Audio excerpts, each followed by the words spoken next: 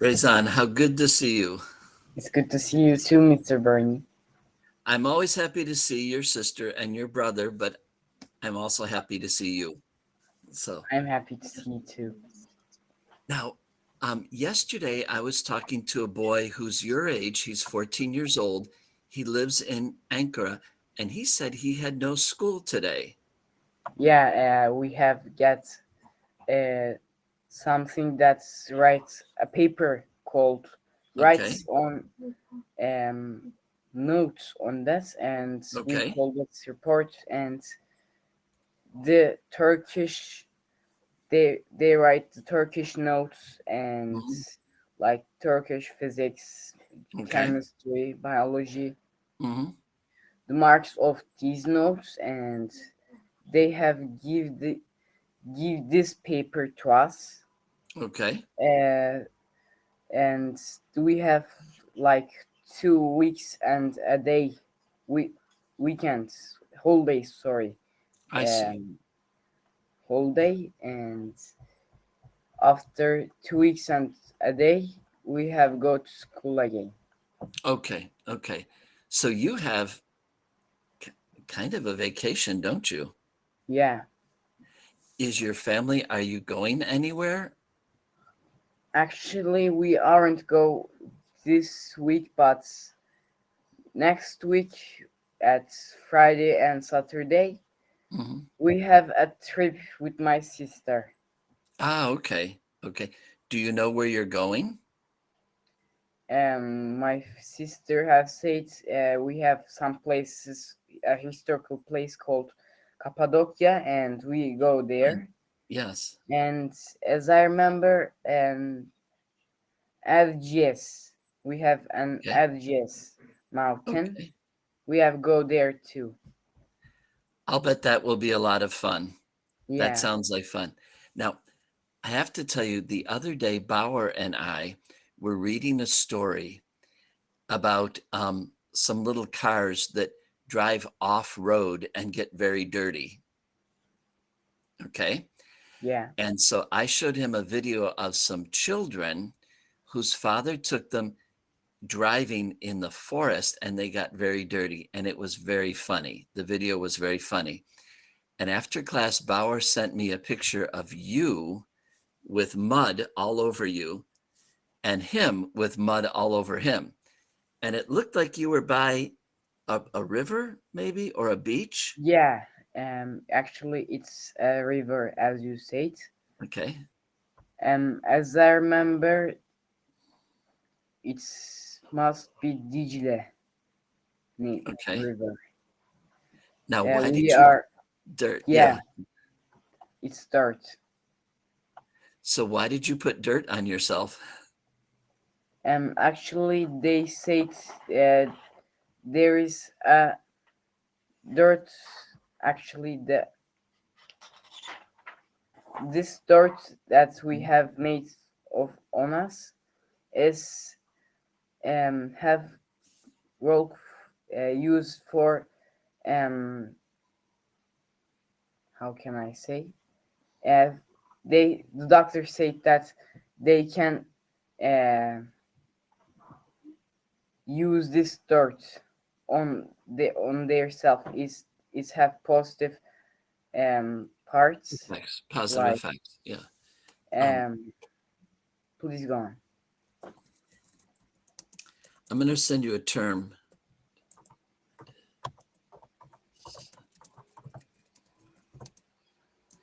How about that term? Medicinal purposes. Yeah, Yeah. it's Let me see. Cambly, Yeah.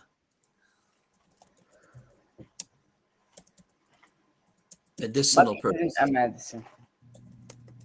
It isn't using for medicine. Right. But that simply means it's good for you. Yeah, It's good for you. Right. It's medicinal purposes. It's good for you. Well, that was very interesting. I liked seeing the pictures. I really did. Okay. I need to close this door here. Um, Let me ask you another question. In English, to make a word an opposite, sometimes you just choose a new word. So, for example, the opposite of dark is light. Okay. The opposite of close is far. Okay, and they are completely new words. Can you think of another way of making the opposite of an English word? Can you explain a little bit? Okay, so for example, you know that word, right? Yeah, Okay. Those two words are opposites. I understand. If you're careful, you use lots of care. If you're careless, you're not careful. You don't use care. Okay. So another way to make words opposites is to, okay, let's do another example. Rezan, can you say that word? Motionless. Motionless, motionless, motionless. Okay. And would you read the definition there? It's in black. Would you read that definition? Somewhere or something that's in motionless is not moving at all. Okay. So I am being motionless. Okay. Not moving at all. Motionless, not moving. So look at this sentence about Farah. Farah was motionless when he saw a spider in the classroom. Are you scared of spiders? No. Me neither. But some people they're so scared they can't move. Okay. I have met with one of them in my class. Okay. Okay. So I'm going to put that word in the chat. Motionless. What's the opposite of motionless? Moving. Very good. But how about this? Motion. Motion. Motion. So when we add less, it means no. So motion means moving. So motion. Motionless, not moving. Okay. So when we put this at the end of the word,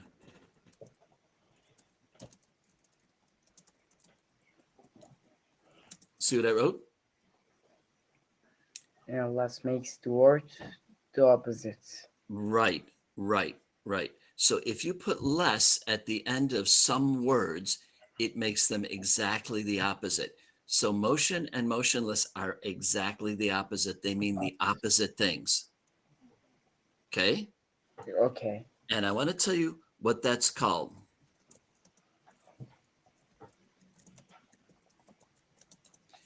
Less is called a suffix. And a suffix is not a word, it's a piece of a word that you put after a word. Okay? Okay. So let me give you an example. You know that word. Yeah. And a person who walks, walker. Walker. Okay? So by adding ER, we changed it from an action to a person because a walker is a person. A person who walks is a walker. Yeah. Okay? And that is a suffix. It is at the end of a word and it changes the meaning of the word. I understand. You understand? Good. I knew you would. All right. Now, today I am very excited to do this with you because I know how much you like science. Okay? And this was on the news here this week. And I think it's very interesting. So, Rezan, did you hear anything on the news about the spacecraft that touched the sun? Sun, yeah. I have. You have. Parker is its name. Yeah, isn't it from NASA? Yes, it is. Nice. It is. Yeah. And it is the closest that anything made by humans has ever come to the sun. It was very close. So I want to look at this video. It's 5 minutes long. And Rezan, to help you, I am going to turn on the closed caption because it uses some scientific words that are difficult. But let's look at it and then we'll discuss a little bit about the Parker mission and what happened. So here we go. And it asks a good question. Why didn't it melt? Because there is a place front and it's catch radioactive Right. things, and Yeah. the You're a smart young man. That's good. That's good. Okay, so let's see what they say about this. Here we go. Parker solar probe created history by becoming the first spacecraft to touch the sun. It passed through the sun's upper atmosphere, known as the corona. Temperatures in the solar corona can soar up to 1,000,000 degrees Celsius. It's the hottest region of the solar atmosphere. But the critical question is, why didn't the Parker solar probe melt when it touched the sun? No metal can withstand such high temperatures. So, how did Parker manage to survive after plunging into the solar atmosphere? How is it still functioning efficiently after going through such an extreme environment? Well, a part of the answer lies in the solar corona itself. The fundamental aim of Parker was to study sun's corona. Corona, a Latin word for crown, is the outermost layer of the sun. It consists of plasma and extends millions of kilometers into space. Usually, this layer is hidden in the glare of the sun. However, it can be easily seen during a total solar eclipse and through a coronagraph, which blocks direct sunlight from the sun. It is a mysterious region of the star. The laws of thermodynamics tell us that heat cannot flow from a cold body to a hotter one. So why is the sun's surface at around 5,800 degrees Celsius and the solar corona at over 1,000,000 degrees Celsius? There may be an unknown mechanism that's heating the corona. Although the corona has a high temperature, its particle density is very low. That's where the concept of heat versus temperature becomes important. Temperature measures how fast particles are moving.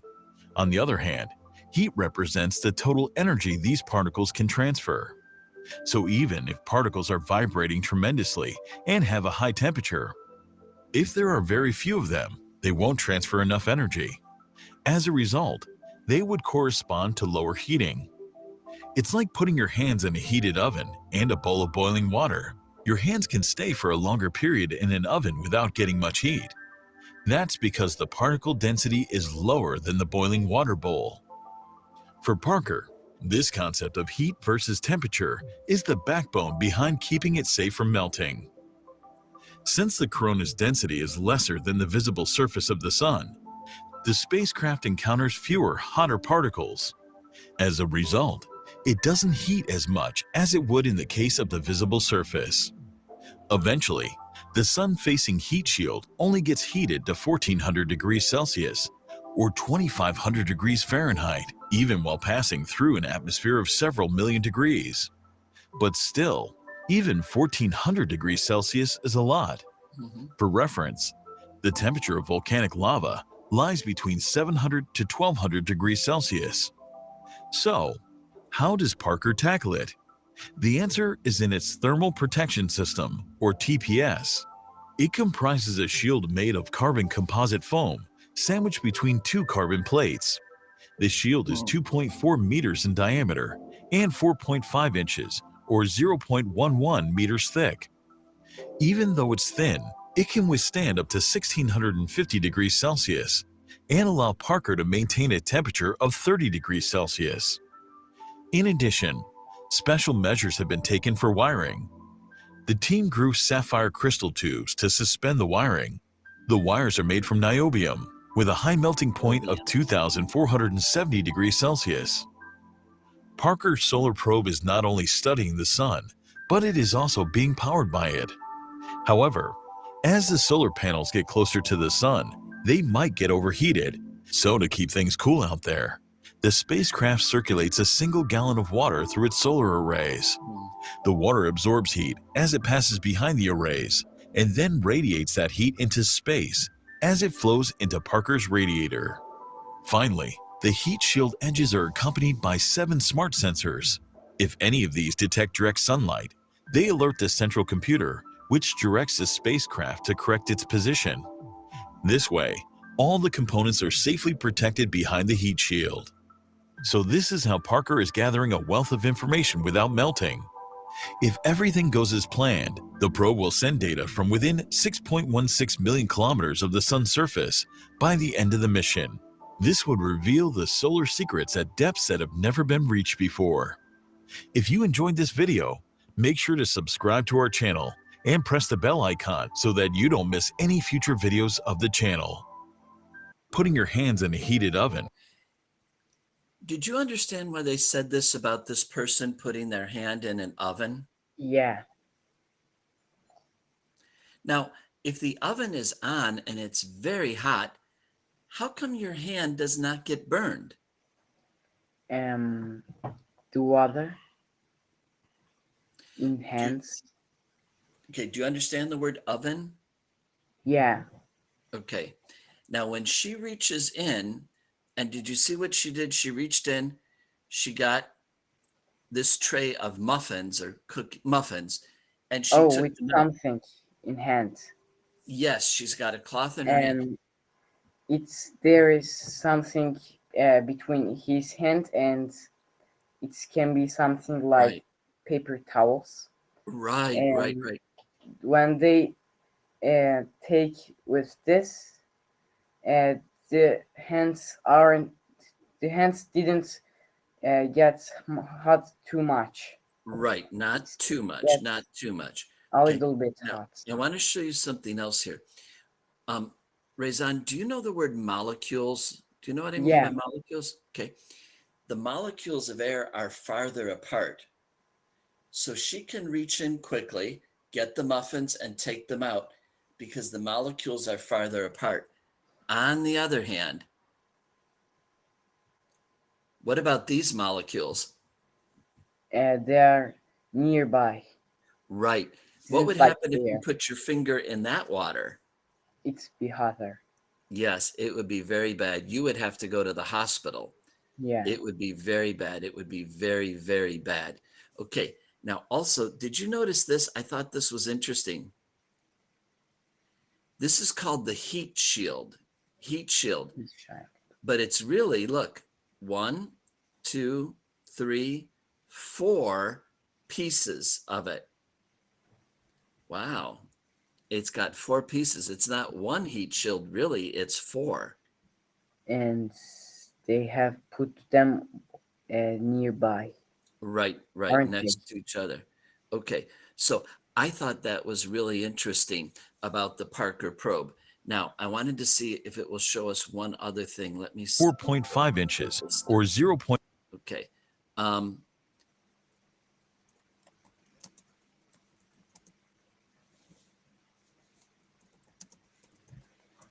Did you see this one? About the sound that it makes? No. Okay. They actually recorded some of the sounds that it seems to make. Listen to this.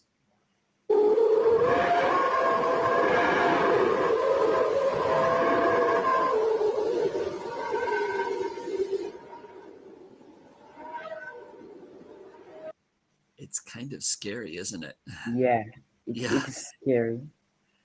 I think if you played that sound at night when Bauer was asleep, he would be really scared, wouldn't Yeah. he? Yes. He would come running out of bed. That would be super, super scary. All right. Well, very interesting. I'm glad you and I could talk about that because I think that's just such an interesting thing. Now, we need to go on, though, and take a look at the spelling words that we have been studying. So, okay, Rezan, when you're ready, would you please say those words? I'm ready.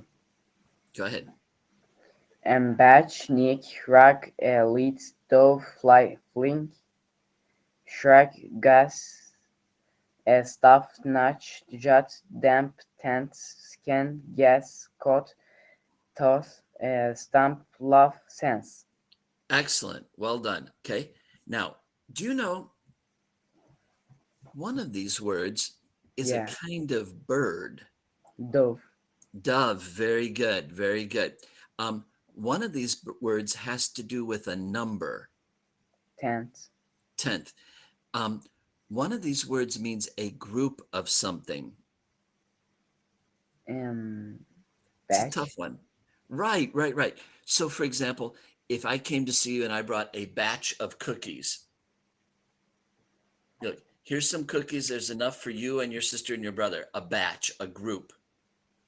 Okay. Yeah. All right.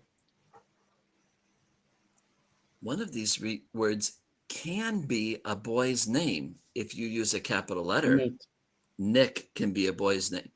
One of these words means to look at something kind of quickly. Scan. Scan, right, is a quick look. Very good. One of these words, if you cut down a tree, it's the tree that's left in the ground. Notch. That'd be stump. Stump. Do you understand what I mean by a tree stump? Yeah. Yeah. You cut down the There tree, is but there's a little bit left. Right, like right, right. 10 Okay. centimeters Very good. place All right. up from. Rezan, look at me. One of these words is this. I don't know. Jets. No. Shrug. Shrug. Shrug. Rezan, do people do that in Turkey when you don't know the answer? I don't know. They say it, I don't know. Only I don't know. Yeah. In our culture, in American culture, sometimes when you raise your shoulders like this, it's a way of saying, I don't know. So if you said to me, do you know what the weather's going to be next Wednesday? That's you shrug your shoulders and it means that you don't know. You don't. I don't. Okay. All right. This means when something sticks out, like my nose sticks out on my face.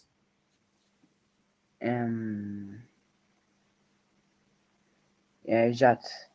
Right, right. Jut means to stick out. Like if your ears were like this, you'd say your ears jut out. Okay. All right. Last one. This is like a bed, but it's smaller. Cuts. Right. Very good.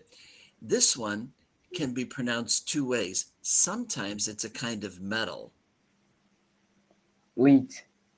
Right. Well, lead. Let's. And if it means to go first, it's lead. Okay. All right. This one can be seeing, smelling, hearing, tasting, touching. Sense. Very good. Your senses. This one, now we have two words here that are opposites. One means when there's a lot of water very fast, and one means just a little bit of water.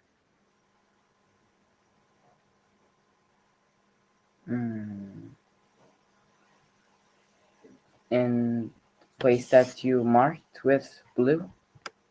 Yes. Can you, now, do you not know the difference there? Yeah. Damp means just a little water. Okay. So if I take my water and I put just a little tiny bit on there, that's damp. Not too much water. Yeah, not There too is, much. Just but a little, not too right. much. The opposite is gush. Gush is like a waterfall. Lots of water is gush. Okay? Okay. All right, my friend. Okay. Today, I wanted to go on and look at Robinhood. And let me see, it's been a while since I talked to you. Let me see again what chapter we're on. I think I remember that we were on chapter 13. Let's see. Boy, Rezan, the last time I talked to you was December 16th. That was a month ago. A month Yeah. ago. Wow, it's been a now. while. Yeah. So, okay. And it says here the last one we did was actually chapter 3. So let me go ahead and get this ready.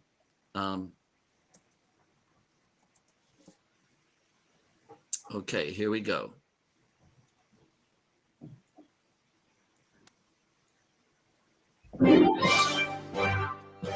The Adventures of Robin Hood, Chapter 3, A Trap to Catch Robin. What is a trap? Trap is something for catch something. Right, right, right. Sometimes I have to. Now, Rezan, we're going to stop there and see if you can do this without looking at the chat. Don't look at the chat, okay? If I say someone is an outlaw, what does that mean? He's kind of sad, but he's like that, not Yeah. laughing or not sad too much.